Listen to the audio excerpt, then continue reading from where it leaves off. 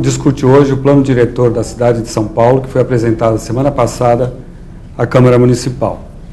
Para abordar o assunto, temos o secretário municipal de Desenvolvimento Urbano, Fernando de Melo Franco, o presidente do Sindicato Habitação, Cláudio Bernardes, e o presidente do Instituto dos Arquitetos do Brasil, José Armênio de Brito Cruz. Para começar, eu queria uma pergunta bem simples para o secretário. O que é o plano e a importância dele para a cidade? Então, o plano é uma lei que contém uma série de instrumentos que permitem estabelecer as diretrizes de desenvolvimento, de transformação da cidade e permitem a regulação desses processos de transformação. Ele é muito importante não como um plano de governo, mas como um plano de Estado, porque ele passa por mais de 2 gestões. No mínimo, teremos 2 gestões e meia, se o prazo dele for de 10 anos. Portanto, ele tem que ser entendido como um pacto de toda a sociedade a respeito do futuro da cidade, não como uma lei que visa especificamente atender a um programa de governo. Certo. E os principais pontos que o senhor considera dessa proposta enviada à Câmara? Essa proposta, ela tenta, para além de um conjunto de diretrizes e instrumentos genéricos, ela tenta estabelecer algumas estratégias. E a gente tem 3 eixos estratégicos que eu diria que são a essência do plano. O primeiro é a possibilidade da gente associar o desenvolvimento da cidade em torno de uma maior aproximação entre a oferta de emprego e a oferta de moradia. Segundo eixo estratégico é a gente fazer um outro casamento, que é a gente direcionar o desenvolvimento da cidade do ponto de vista da gente otimizar o uso da terra, que é o bem mais escasso da cidade, com os investimentos públicos e privados, fazendo com que o desenvolvimento aconteça onde a infraestrutura urbana venha a ser instalada, em especial a infraestrutura de transportes, de mobilidade. Em terceiro, é a gente associar os investimentos prioritários sobre os territórios de maior vulnerabilidade social e territorial, espacial, de forma que a gente possa mitigar as graves distorções expressas pela desigualdade da cidade. Certo. Quer dizer, em termos, para o internauta nosso aqui, em termos mais concretos, como é que o plano afeta o dia a dia dele? Ele vai ter, por exemplo, moradia mais fácil, mais barata? Isso também vou perguntar para o Cláudio aqui. Né? Dá para dizer alguma coisa nesse sentido? Com essa proposta toda? A gente... Uma mudança clara é que a gente tem que inverter o paradigma da cidade. A cidade, a partir aí da década de 50, foi pautada pelo automóvel. E a gente sabe que o automóvel, o transporte individual sobre rodas, ele nos levará a um colapso maior do que o que a gente já vive. Então a gente está dizendo o quê? Que a partir desse momento o automóvel não é aquele que rege a vida da cidade, mas a gente tem que pensar ela a partir de outras formas de locomoção, que é o transporte público. O transporte público não é ofertado indiscriminadamente para qualquer área da cidade. Então a gente tem que dizer, o transporte público vai ser oferecido aqui, aqui e aqui. E, portanto, trazer todos os instrumentos urbanísticos de forma a incentivar que o mercado imobiliário e as ações públicas, ou seja, a alocação prioritária dos equipamentos sociais, das áreas livres, dos bens e serviços, aconteça em paralelo, ou seja, conjuntamente. Ou seja, encaminhar o desenvolvimento da cidade a partir dos eixos de oferta de transporte de média e alta capacidade, ou seja, toda nova linha de metrô, toda nova linha de corredor, não de faixa exclusiva, de corredor de ônibus, com ultrapassagem, com embarque pré-pago, etc. e tal, é a partir desses eixos que será prioritário, que serão dados incentivos para que a cidade ofereça novas possibilidades de vida, de emprego, de serviços e tal. Esses incentivos, né, que você falou, são 4 vezes mais, construir até 4 vezes mais a metragem do terreno? Então, é que a possibilidade. A gente, na verdade, tem que cruzar vários instrumentos, vários parâmetros. Um deles é o coeficiente de aproveitamento. O que é o coeficiente de aproveitamento? É a quantidade de vezes que alguém pode construir sobre o mesmo terreno. Então, se eu tenho um terreno de 1.000 metros quadrados, o básico que qualquer um pode construir é 1.000 metros quadrados, uma vez a área do terreno. Se eu quero construir mais, eu preciso pagar uma outorga, que é uma taxa que eu pago pelo direito de construção. E cada zona da cidade, esse coeficiente máximo vai ser regulado de forma diferente. Ou seja, ao longo de onde existem ou virão a existir oferta de serviços públicos e transporte, a gente vai permitir construir mais. Onde a oferta de infraestrutura não existe, a gente quer manter um nível de transformação menor. E com isso a gente quer duas coisas. Primeiro, casar esse desenvolvimento ao longo da oferta de infraestrutura. Em segundo, também garantir uma coisa que muitas associações, muitos movimentos sociais solicitaram, que é a gente poder preservar bairros consolidados de uma transformação radical por parte do mercado imobiliário. Ou seja, a gente garantir a diversidade de formas diferentes da cidade. Uma forma mais relacionada a uma vida metropolitana, não calcada no automóvel, e uma vida de identidade de bairro, de vida local, nas grelhas, nos interstícios dessa grelha de eixos de mobilidade. Agora, dá então para fazer essa estimativa de quanto a mais vai ser possível construir na cidade? Sim, isso é possível. O que a gente, grosso modo, a gente tem dados, alguns que vêm do próprio Secov, do consumo médio anual de terra, que está em torno de 1.200.000 metros quadrados de terra por ano, e aí um consumo de construção, né? Sim. A produção, que está aí, dependendo do ano, isso é variável, mas vai de 3 a 5 milhões de metros quadrados. Isso o mercado estruturado, mas a gente tem ainda muito mais outras coisas que acontecem, obras públicas, habitação de interesse social, que não é de iniciativa privada. Esses dados a gente tem. E o que a gente está pensando? A gente está pensando nas ações estruturais que garantam a oferta de estoque para, no mínimo, 10 anos de vigência do plano. Ou até mais, porque a gente entende que a gente precisa ofertar mais estoque para a gente justamente poder regular um pouco a terra. Se a gente tiver pouca oferta, a terra vai subir. Né? E tudo isso está sendo quantificado, tudo isso está sendo modelado, para que a gente tenha... 1 milhão na terra e mais 5 de 1.200.000, o Cláudio me corrija, e 4, 5 milhões de construção, de área construída. Certo. Isso é bom para o mercado? Dá para se falar em preços menores de imóveis? Olha, acho que é bom contextualizar um pouco o mercado imobiliário nesta discussão do plano. É atraente para o mercado. Eu queria dizer primeiro o seguinte: o mercado imobiliário ele é um dos agentes transformadores e que constroem a cidade. E o mercado imobiliário ele procura sempre mecanismos para que ele possa fazer o que ele tem que fazer, que é ofertar produtos imobiliários. E esta função social do mercado é importante porque, se ele não conseguir ofertar produto imobiliário em quantidade suficiente, você vai desequilibrar a oferta e demanda e você vai ter aumento de preços. Num passado recente aconteceu um aumento de preços no mercado, não só por uma questão regulatória, mas por uma questão de incapacidade até de produção, num momento em que houve um alinhamento de planetas na economia brasileira, aumentou o poder aquisitivo das pessoas, diminuiu a taxa de juros, aumentou o prazo de financiamento, as pessoas queriam imóveis e não houve condição de produzir isso. Então, sempre a nossa discussão na cidade é, primeiro, ter possibilidade de cumprir a nossa função, que é ofertar imóveis, em condições adequadas para o consumidor poder adquirir. Nesse contexto, a gente também se vê na obrigação de passar para a cidade a nossa contribuição como construtores da cidade, como nós enxergamos isso e como nós avaliamos esses processos que estão sendo propostos no plano diretor e o que o Fernando acabou de falar. Nos parece interessante esse modelo que está sendo proposto. A cidade tem uma série enorme de problemas para resolver.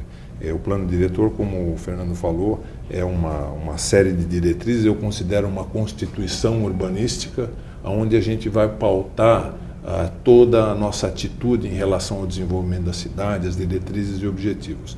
Embora nós tenhamos muitos problemas, me parece que mobilidade passa a ser uma coisa importante que a cidade tem que lidar. A questão do automóvel, não automóvel, você mudar os modos de transporte, eu acho que é de extrema importância. Esse adensamento ao longo dos eixos de transporte, eu acho que é absolutamente correto. Nós, seguramente, não temos a malha de transporte público que nós gostaríamos de ter. Sem dúvida, a permeabilidade da nossa malha de transporte não cobre toda a cidade, mas, por outro lado, se você pegar a pesquisa Origem e Destino do metrô, a última feita, 80% das viagens na cidade são para trabalho e estudo, o que são atividades ponto a ponto. Então, as pessoas saem de casa, vão para o trabalho, saem do trabalho, vêm para casa. É um volume muito grande de viagens que pode ser feita facilmente através do transporte público e não é necessário essa permeabilidade. As outras viagens que necessitam mais deslocamento são num número menor. Então, quando você induz esse adensamento ao longo do eixo e você induz esse adensamento através de uma outorga mais adequada, você está fazendo com que você aumente o número de unidades ali, diminua o custo do transporte público per capita e, de uma forma ou outra, acabe melhorando a circulação na cidade. O Fernando não mencionou, mas existem outros mecanismos previstos no plano que me parecem extremamente interessantes, que são a integração maior entre os edifícios e a via pública, entre a calçada e o edifício. Existem estímulos para que você possa fazer esta integração, que nesse momento me parece muito importante. Não é uma coisa muito fácil, nós vamos ter que quebrar muitos paradigmas do mercado, mas eu acho que é função também nossa de tentar mostrar para o mercado a importância que é a gente promover essa mudança conceitual, porque isso melhora inclusive a segurança pública. O que o senhor está falando é a questão de não pagar a outorga quando houver essa integração, é isso? Esse estímulo para você fazer a fachada ativa ou o comércio no térreo. Então, isso vai na direção de melhorar a segurança pública, que é outro problema sério que a gente Mas deixa eu tem. até tentar descrever isso no cotidiano de alguém. Agora, também o 06 aqui... Só para complementar o que o Cláudio falou, porque quando as pessoas usam transporte público no seu cotidiano, acontecem coisas curiosas, né? Porque eu desço da estação do metrô e vou andando até em casa. É nesse momento que eu vou resolver um monte de coisas da minha vida banal. Onde eu passo na farmácia, eu compro Tilenol para o meu filho que está precisando, eu passo na padaria, compro pão, faço isso. Eu vou resolvendo a minha vida e chego em casa já com uma série de coisas. Para isso, para ter dinâmica, para ter mais qualidade nesse cotidiano, eu não posso ter um conjunto de prédios que sejam apenas muros que tornam a rua desagradável, desinteressante e insegura. Então a gente precisa mudar mesmo as tipologias, os produtos imobiliários.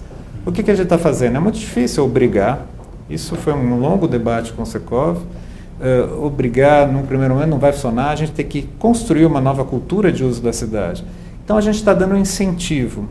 Todo e qualquer empreendimento que optar por fazer nos térreos, colocar nos térreos dinâmicas que se relacionem com a cidade, que ofereçam aquilo que o centro da cidade já é assim, aquilo que Copacabana já faz, assim que, como várias outras cidades que a gente conhece.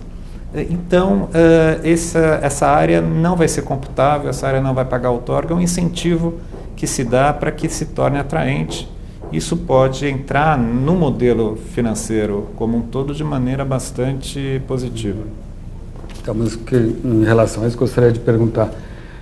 Isso já foi usado antes e não necessariamente houve regiões onde havia esse tipo de edificação também passaram por algum tipo de degradação. Qual é a melhor a proposta? Isso, ela funciona?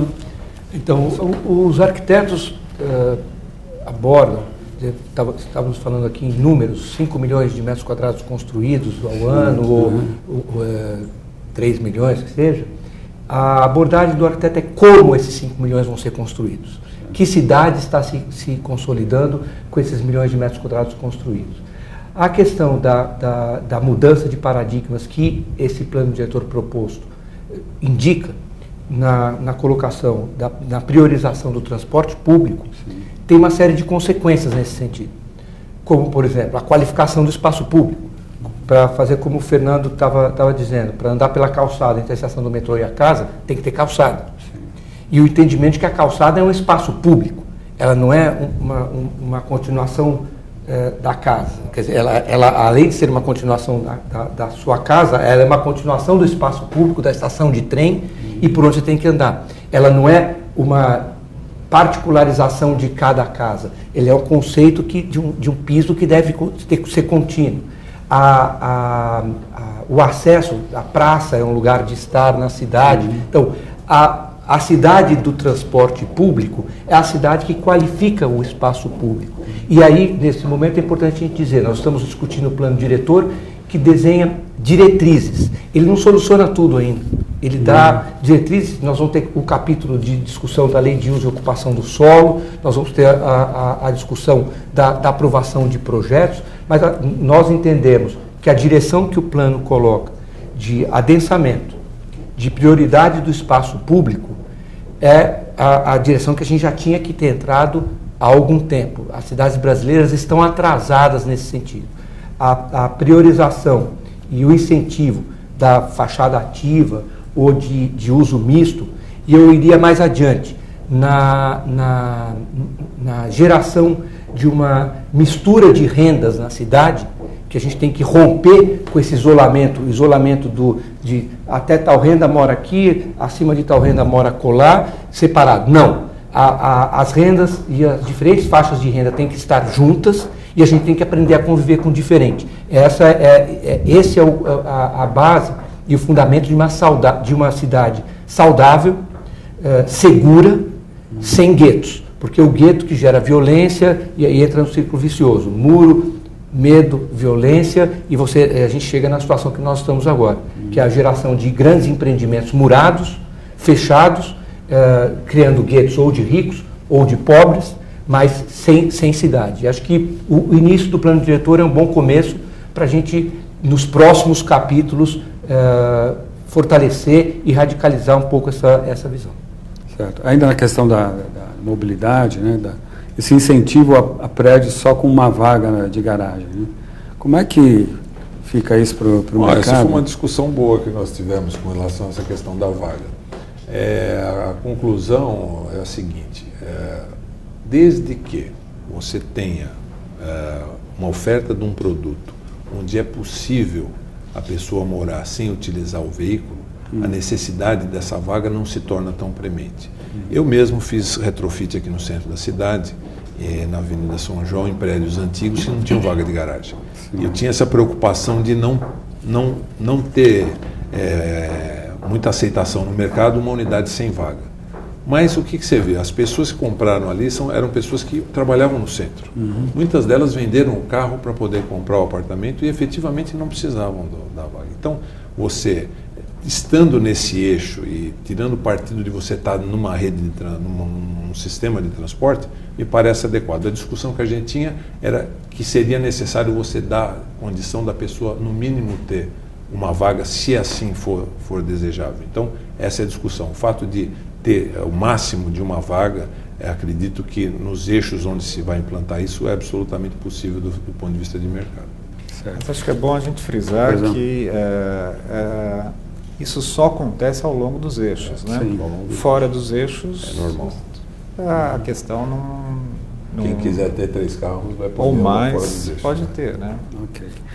Agora, com relação ainda a essas garagens, assim, então ela está determinada já, né? Não tem que ser no máximo uma vaga, o que o plano está dizendo é isso, né? Isso. Ok.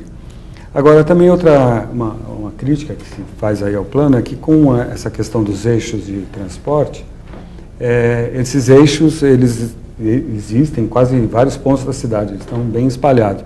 E que isso, ao mesmo tempo, vai permitir também a verticalização pela cidade inteira. O senhor concorda com isso? Acho que Eu entendo que não necessariamente a verticalização. O que eu concluo, estudando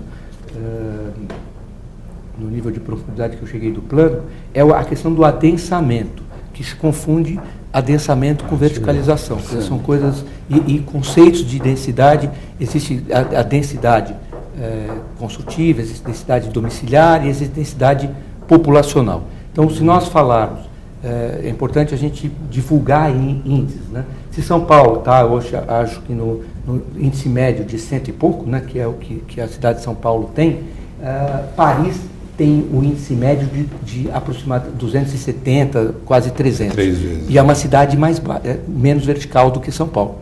Então, esses mitos, não, porque vai verticalizar e tal, na hora que você começa, isso dirige para o desenho do projeto. Qual é o projeto desse adensamento? Qual é o desenho que isso vai ter? E eu repito, isso serão os próximos capítulos. Ok. Não, era só para... O microfone aqui não está bom aqui? Pronto. Eu queria Pois não. complementar isso porque me parece importante, né? Não é que o plano permite o adensamento na cidade inteira. Primeiro, o plano tem uma visão de qualificação da cidade inteira. É dever do plano regular sobre a totalidade da cidade, não sobre apenas territórios privilegiados da cidade, evidentemente. Mas é a mesma coisa que o nosso corpo. Nosso corpo é irrigado por sangue em todos os seus membros. Isso significa que nós sejamos sangue no corpo inteiro. A mesma coisa com a nossa estrutura óssea. A gente está permitindo e incentivando o adensamento, a otimização da terra e dos investimentos públicos apenas nesses sistemas urbanos, né? Que são fundamentais para estruturar a totalidade da cidade. Isso não significa que isso vai acontecer por 100% do território. Pelo contrário, nesses eixos estruturantes, nesses sistemas urbanos, haverá uma transformação especial. Inclusive para que a gente possa deixar os bairros amansados e preservados enquanto vida de bairro. Seria o oposto. Se nós não regulássemos dessa forma, o desenvolvimento se daria homogeneamente por todo o território. Não é isso que a gente quer. A gente quer, inclusive com isso, preservar a qualidade de vida de bairro. Ok.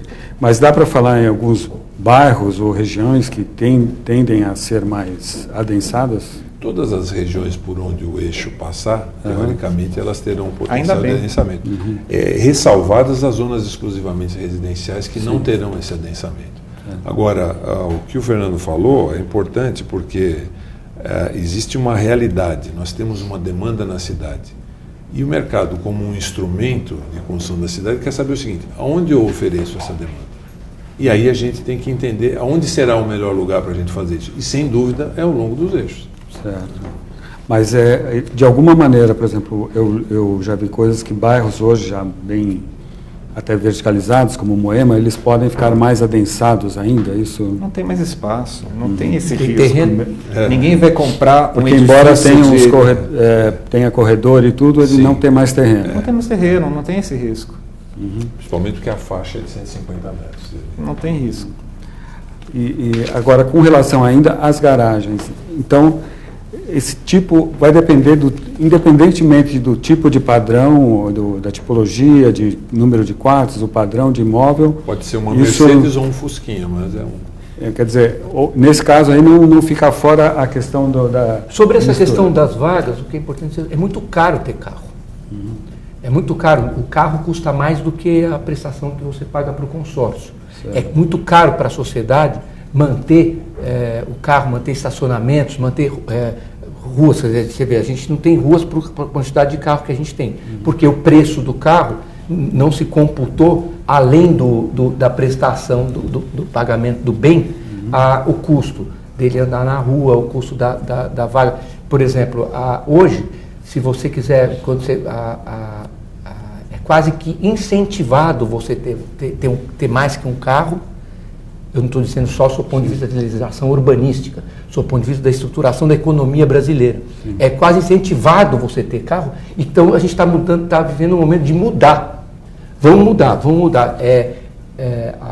O positivo é não ter 4 carros. O positivo é não ter mais, é você ir a pé, é mais saudável você andar a pé, é você usar o transporte público. Isso é uma mudança de paradigma que o mercado tem que tomar para si e ajudar nessa nova construção e romper seus paradigmas de 4 vagas é bom. Você está do lado de uma estação de metrô, não necessariamente é bom. O país desenvolvido não é o país quem tem mais carro. É um país que tem uma melhor estrutura de transporte público. Eu acho importante agora fazer um adendo o seguinte. O mercado não faz 4 vagas porque o cara tem 4 carros, né? Aliás, faz 4 vagas porque o cara tem 4 carros. Não é que o mercado faz 4 vagas e o cara compra 4 carros. Então, o modelo que existe hoje é esse. Então, o mercado tem que funcionar como o modelo existe. Eu concordo que o mercado tem que tentar também ser protagonista e auxiliar a mudança nesse paradigma, mas, infelizmente, nós acordamos no momento errado, porque nós não temos a infraestrutura de transporte que nos permita eliminar o carro totalmente. Então, nós vamos sofrer bastante para a gente poder, de uma hora para outra, falar assim, não, agora ninguém mais anda de carro, todo mundo anda de transporte público. Até porque não dá. Hoje, nos modais de transporte, nós temos 30% é a pé e de bicicleta, 6% é metrô, táxi é menos de 1%, ônibus fretado é 4%, ônibus é 24% e automóvel é 27%. Se você pegar metade do pessoal que anda de carro e jogar no transporte público, não vai ter capacidade. Então, é tudo certo, o conceito está certo, mas vai ser difícil de uma hora para outra a gente mudar. Então, nós temos que pensar que modelo de transição nós vamos fazer. Sim. E me parece que esse modelo, onde a gente vai devagar nos eixos, vai fazendo com que as pessoas tenham esse hábito de começar a usar o transporte público, onde tem, aos poucos, a gente investir pesado em transporte público, nós temos que fazer isso. Está certo que o dinheiro eu sei que é curto, etc., mas existem mecanismos para a gente gerar recursos para investir em transporte público. Nós não podemos esquecer disso. Só o plano não vai resolver. Se nós não tivermos um planejamento para investir pesado em transporte público, nós não vamos chegar do outro lado. Até porque metrô já está lotado, os ônibus também. Então... Mas a gente não está inventando novos habitantes para a cidade. Não. Os habitantes são os mesmos. Né? E o plano tem uma questão, então, essa de que vai colapsar o transporte, não, porque a população de São Paulo tende a zerar 2020, 2025, por aí. Zerar o crescimento, não a população. O crescimento tende a zerar, tende a ficar estável. Saiu no jornal essa semana o quanto nós estamos exportando de pessoas, né, migrantes que voltam para suas casas e assim por diante. Mas tem uma questão interessante que é o seguinte, como imagem, né?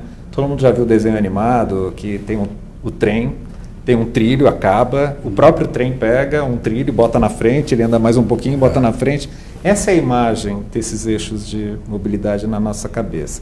A gente está criando uma coisa que é interessante, que é um instrumento dinâmico, que ele tem uma espécie de um gatilho que o descongela. A gente sabe a rede projetada para 2024, nós desenhamos essa rede, só que a gente não sabe quando a linha de metrô A, B ou C vai ser implantada, assim como o corredor XYZ.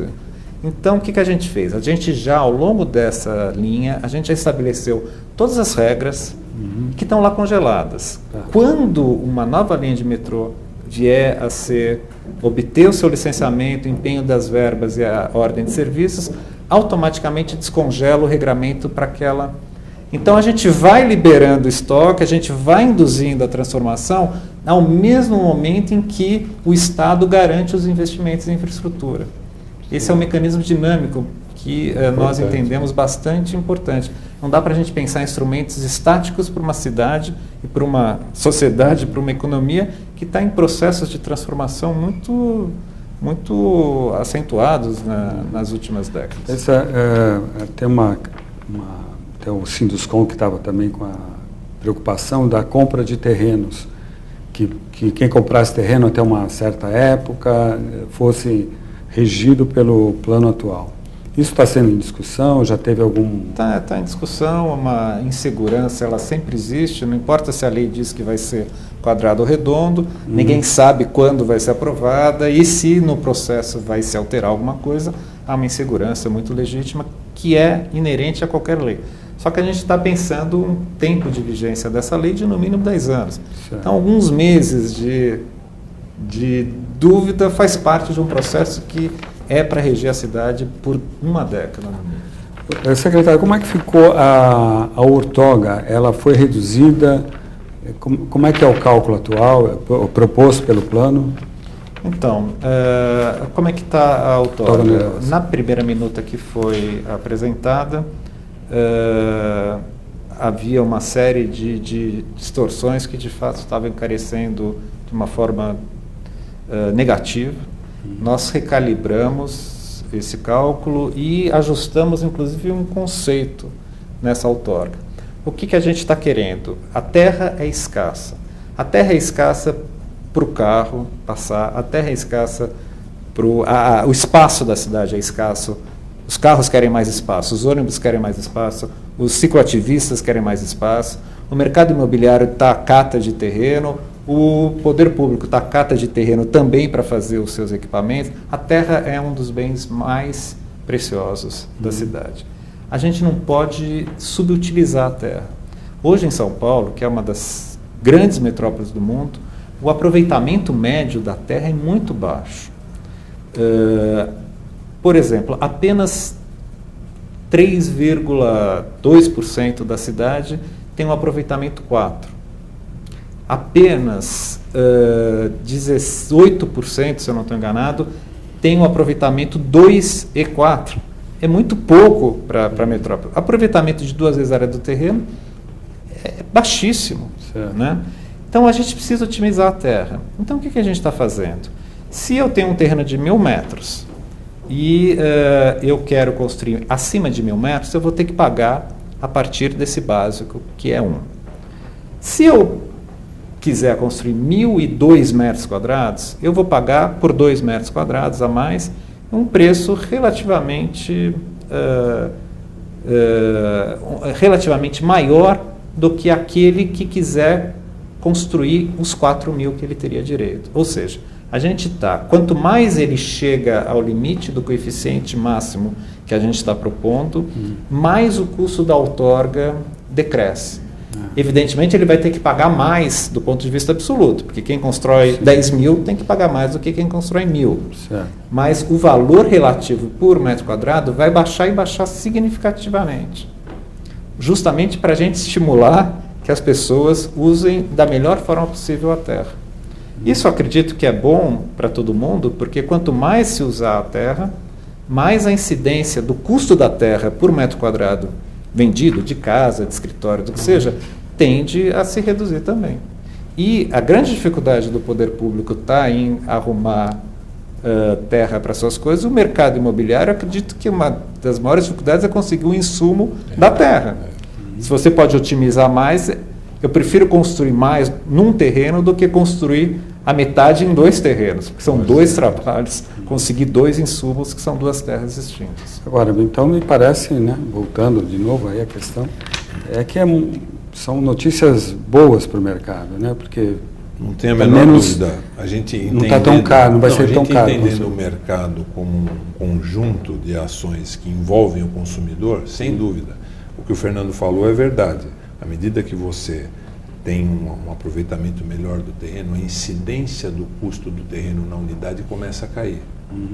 Então, isso tem uma tendência a derrubar o custo dos imóveis e, portanto, o preço.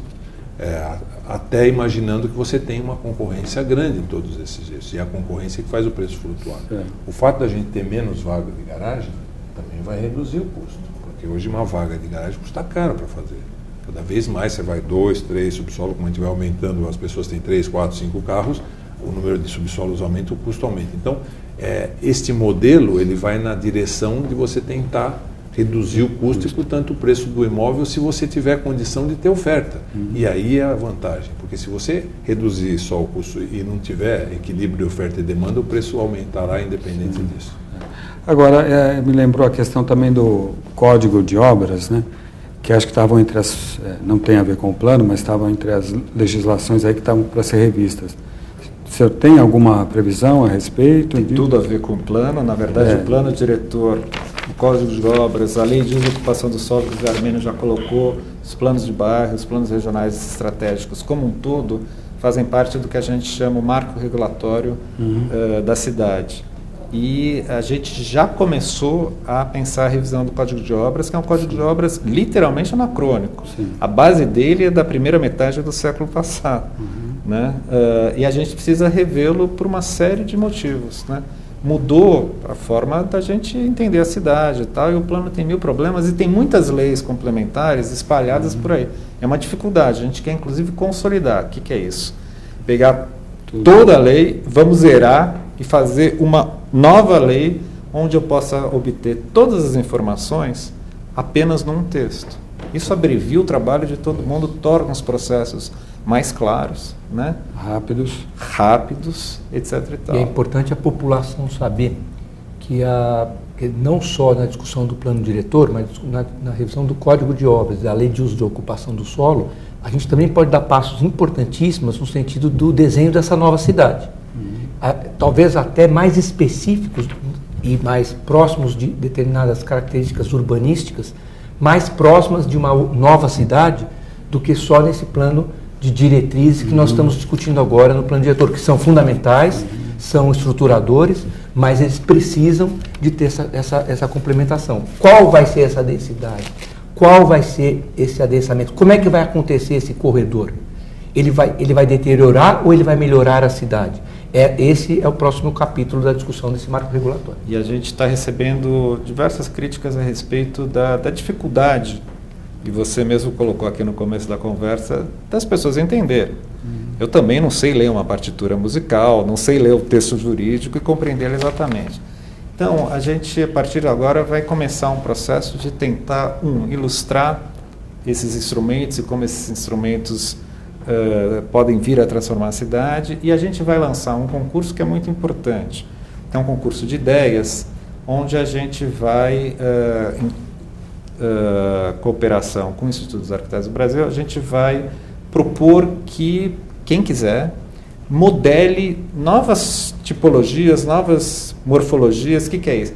Vamos tentar modelar literalmente, né? Pensar volumes de como a gente pode construir na cidade, como a gente pode se relacionar com os corredores, como é que a gente pode manter a qualidade de vida dos bairros, como é que a gente se relaciona com uma área que é de fundo de vale, de frente a um córrego, a gente faz numa área que é uma ladeira e assim por diante. A gente quer premiar cerca de 50 trabalhos para que a gente possa, a partir dessas modelagens, a gente pensar a lei de uso e ocupação do solo e mesmo o Código de Obras, não em cima de índices abstratos, o coeficiente é 2,5, mas como é que essa forma de cidade pode então ser traduzida nos parâmetros de lei.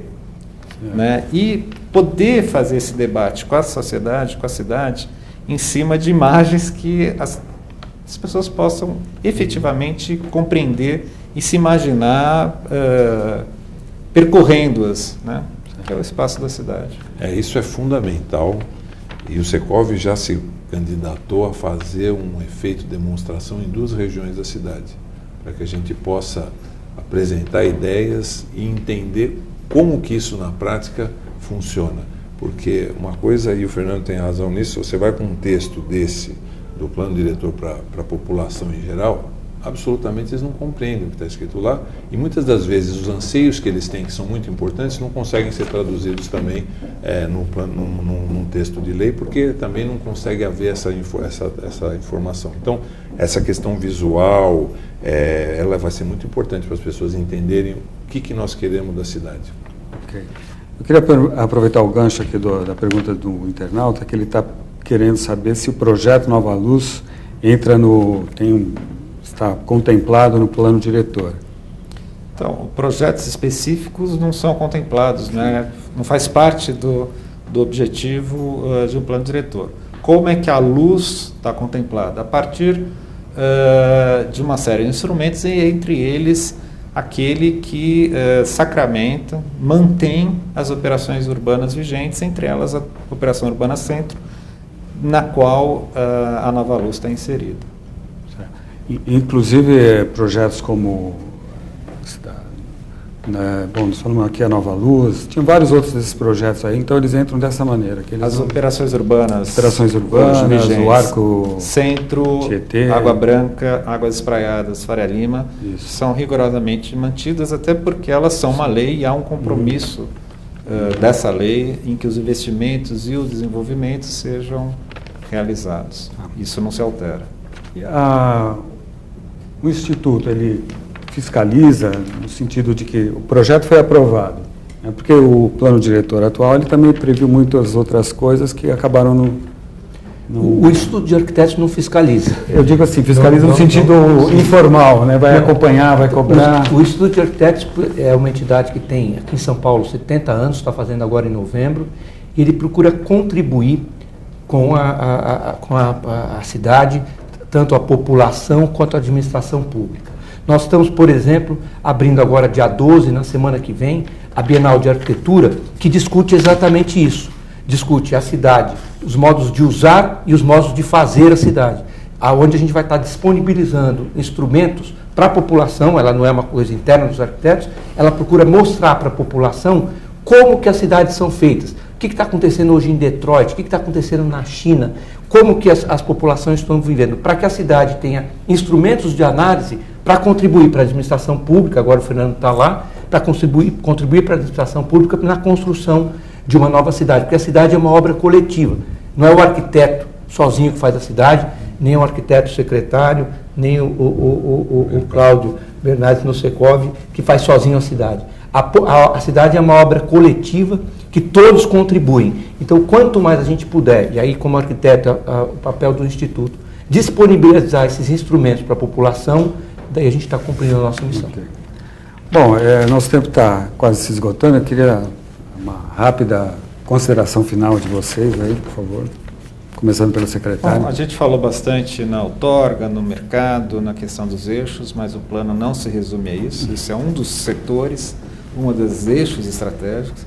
A gente tem um amplo espectro de diretrizes e de ações prioritárias listadas que vão dizer a respeito a como a política de resíduos sólidos se territorializa no espaço da cidade, a política de habitação popular, a política de meio ambiente, as mais diversas políticas setoriais. O plano, na verdade, ele é um articulador no território das diversas políticas setoriais da cidade.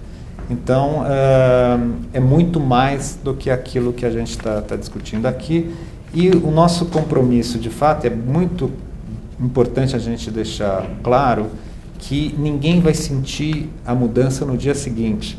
O plano diretor não é algo de impacto cirúrgico, que você tirou o apêndice e está resolvido. Mas tem um prazo, mais ou menos, ele, que ele na pudesse verdade, traz uma série... Todo o mercado tem uma inércia para você construir qualquer edifício entre compra do terreno e a conclusão, são coisas de anos, né? Ele, na verdade, vai fazer uma série de ações estruturantes necessários, investimentos necessários ao longo desses 10 anos de vigência do plano, para que a gente bote São Paulo num novo ciclo de transformação para diversas décadas, e não apenas uma década, né?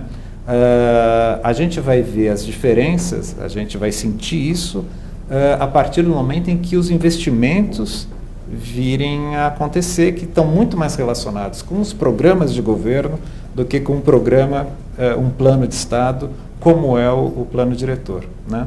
Então, na verdade, a gente está redirecionando a transformação de São Paulo, que está encerrando um ciclo, que era o ciclo da cidade industrial, para ser uma outra coisa que não mais aquela cidade das indústrias com chaminé de tijolinho, né? A gente precisa, inclusive, repensar como São Paulo vai se reposicionar numa nova lógica produtiva, numa nova lógica política global, nacional e assim por diante. Esse plano está recolocando as bases para que a sociedade possa pactuar o seu futuro. Essa é a importância dele. Bom, eu acho que o plano diretor, dissemos aqui, é um documento que estabelece diretrizes, metas, objetivos ele tinha que ter algumas ações autoaplicáveis, e elas existem, como o Fernando falou, não serão aí a curtíssimo prazo sentidas, mas existem. Mas nós devemos, como o Zé Arminio falou, existem outros regramentos, outras leis que a partir do plano diretor terão que ser discutidas, e essas sim trarão um pouco mais de interferências para o cidadão, e essa discussão será um pouco mais acalorada, eu acho. Mas de qualquer maneira, eu acho que nós estamos num momento em que a sociedade tem que convergir para o bem da cidade. É inadmissível que qualquer setor, seja qual for, e lógico, no mercado imobiliário, faça qualquer proposta que não seja para o bem da cidade. Então, eu acho que nós temos todos que convergir para entender que cidade nós queremos, o que é melhor para a nossa cidade, e o que for melhor para a nossa cidade terá que ser melhor para todo mundo. Eu acho que a gente não pode esquecer também que nós temos uma cidade inserida numa metrópole, e embora eu acho que essa questão está colocada no plano da interação que nós temos com os outros municípios em volta, nós precisamos trabalhar muito nisso, porque nós perdemos o time de fazer planejamentos metropolitanos, e agora nós estamos numa situação um pouco complexa. Por mais que a gente queira delinear os parâmetros de ocupação e modelos na cidade de São Paulo, nós temos uma série de municípios vizinhos que não estão conversando exatamente com esse modelo, e seria muito importante que isso acontecesse. Então, eu não sei exatamente a resposta. Nós recentemente criamos a nossa região metropolitana, o governo do estado tinha criado a Secretaria Metropolitana, mas acabou também, acho que, extinguindo, e na verdade me parece esse é um assunto extremamente importante, porque hoje em dia nós temos 1 milhão de visitantes de municípios vizinhos da nossa cidade que vêm todo dia para a capital e voltam, e nós precisamos ter um modelo de ocupação e desenvolvimento que esteja integrado com tudo isso. Eu vejo que essa apresentação da proposta do plano diretor por parte da Prefeitura de São Paulo à Câmara, do Executivo à Câmara, ela marca um momento que eu vejo de uma forma otimista, no sentido de trazer a inteligência para a administração territorial. Isso é um novo momento no Brasil. É importante a gente observar que os erros territoriais aplicados aqui em São Paulo são multiplicados pelo Brasil afora. A cidade dos guetos, a cidade privada, ela vai gerando corruptelas pelo Brasil afora. Na hora que a gente tem um plano diretor, ainda que com diretrizes gerais, porém estruturantes, são de conteúdo inteligente, eles consideram e sedimentam um conhecimento da cidade que vem sendo construído na academia e pela sociedade já há décadas, e essa proposta espelha isso. A gente entra nesse novo momento da inteligência territorial. Os próximos capítulos acontecerão, a sociedade deve participar desses próximos capítulos, e o Instituto vai estar acompanhando, e não fiscalizando, mas acompanhando, tentando contribuir.